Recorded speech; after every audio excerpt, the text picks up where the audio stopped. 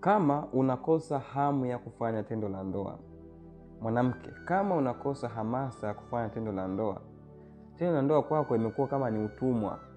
Unashiriki tendo la ndoa kwa sababu tu uweze kumridhisha mume wako.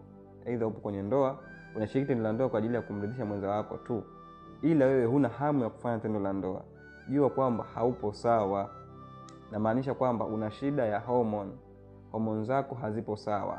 Na miongoni mwa dalili zinazosababisha mtu ili ajigundue kwamba ana shida ya homoni au anakosa hamu ya kufanya tendo la ndoa ni kukosa ute wa ovulation. Na maanisha unakosa ute wa ovulation, ute ule ambao kama unavutika hivi fulani, ambao unakaribia kabla ya period, unaupata ute huu.